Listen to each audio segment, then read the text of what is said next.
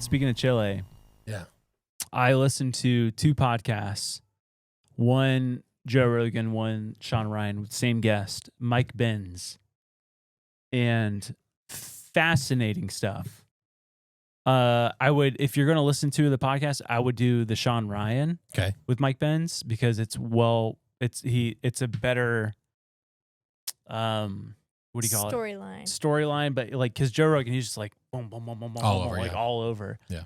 But on Sean Ryan, he's like pretty precise with the. But basically, this dude, I believe he's a journalist. I probably should have looked into that a little bit more. Mike Benz, but he's done just ample amounts of research into USAID and government corruption. Basically, what Doge is doing now of like finding all the corruption and the money spending and stuff. But he's been doing it for years. Mm-hmm. And he was asked, he's like, "Oh, is Doge actually consulting you with this stuff?" He's like, "No, but I'm assuming they've read all of my articles because that's exactly who they're targeting." Yeah, I would hope they would give him credit. It says he's an official with the U.S. Department of State and current executive director of the foundation as well. So okay, yeah. But this dude, it is the most eye-opening / deep. Like it's you feel like we're living in a. He calls it the Truman Show. Really, Yeah, the literally. USAID, which I had never heard of the USAID until this year, truthfully. Yeah. But it's been around since I believe the 60s. JFK is actually the one that started USAID. And what it turned into is basically the USAID, you could call it, with the cover of humanitarian, doing all this stuff for the world, economics, all that stuff. But what it turned into is basically the proxy arm of the intelligence community. That's what I suspected. What do you mean by that? Proxy arm, meaning like the CIA, FBI, mainly the CIA, if they want to do something overseas, like let's say overthrow a dictator, they have to get the president's approval. They have to get the executive branch approval to do this mission. And if they don't get it, or if they don't even want to present it to the president, they literally just walk across the street to USAID and said, "This is what we want to do. Go do it." And they're like, "Got it." And they stamp it with some like crazy vague name. I don't know if you heard the speech recently that Trump gave. It happened like 2 days ago. And in it, he's talking about USAID.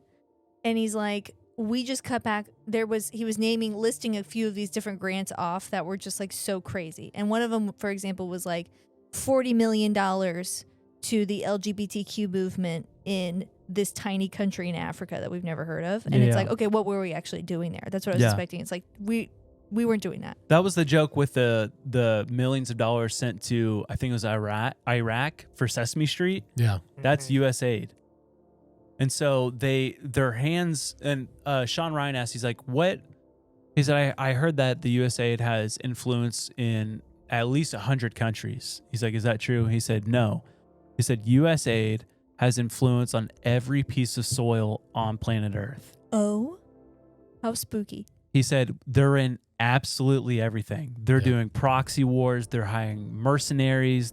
So like the funding of the Taliban and stuff. It was the Taliban, how we've been sending millions of dollars to them. That was through USAID. And they're the ones that actually, the podcast is fascinating. You have to listen to it. Yeah, I definitely will. It's a lot to retain. It was really hard to keep up with it. But like a really great example was, this happened in 2023, actually. This article came out that the major distributor of heroin is Afghanistan because of the poppy fields. Okay. And ISIS and the Taliban, they are utterly against heroin. And so they dismembered all the poppy fields. USAID, they put out this article of how getting rid of the poppy fields would be a economic and humanitarian crisis to Afghanistan. Heroin. And so if you do your research, you can find that the USAID and CIA, all these companies, they are a huge contributor in the heroin industry in Afghanistan. That's probably going to get us in trouble, but it's all out. Yeah. But he gave a really great example of like their influence. So it was in the 1970s. Chile was at turmoil. They had like I don't want to speak out of turn, but like basically like a dictator. Yeah. And they were trying to basically everything that they exported and stuff, they wanted to take more control of it instead of outside corporations, especially Western corporations like the UK, United States. They didn't want anything to do with them. And so they were trying to nationalize the bottle industry. Well, Pepsi had a huge manufacturing plant in Chile for their bottles. Yeah. And so when this was all happening of them nationalizing their own corporations and stuff, the president of Pepsi went to the head of the CIA, basically met, and the CIA, this is all declassified stuff now. No way. Because of that, the CIA formed a coup in Chile and overthrew the government. Oh my gosh. Just for the Pepsi Corporation. What year was this? 1970s. Oh my. This is crazy. Why are we okay with this? I wonder if there were other motivators, like maybe these guys were bad.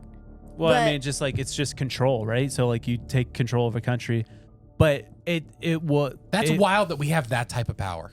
It will make you sick, and it'll ruin your paradigm of the U.S. forever. But this is what the guy was saying. He's like, what's scary is that yes, you see all this stuff, and you see how the USAID, CIA, how they've played a hand in everything in the world. Mm-hmm. And he said, to play devil's advocate, the United States would not be where we're at as an economic powerhouse, as a military powerhouse, if it weren't for these dudes, for the USAID and for the CIA and all these corporations and stuff like that. He's like, we would not be where we're at without that. We would not have the influence and the power that we have without it. He said that we've been doing it forever, like undercover and like non-discreet. He said, but now that it's being brought to light, he's like, it's a little like, oh, what's going to happen now? Yeah. Because like, he's like, think about a pencil. He said, we wouldn't have pencils in the United States if the USAID and the CIA didn't have influence in the countries in Africa where they mine graphite. Yeah. He's like, because that's the whole import-export thing, that's all revolved around USAID and the CIA and all this stuff. But it's never pretty. Like what they're doing and how they're doing it. It may be great for us, but it's always dirty and man, that's wild. So it's like you learn this and you're just like, this is terrible. What, like we should stop these guys. And at the same time, you're like, well, okay, we stop them. Then it's just like it's easy for us to we've made this like double-edged sword in the United States. And it's just like, well, this is a real big bummer. Ninjas are butterflies. Did I say ninja? I meant Butterfly. The butterfly is no doubt one of God's most beautiful creations. as I empty your mind. You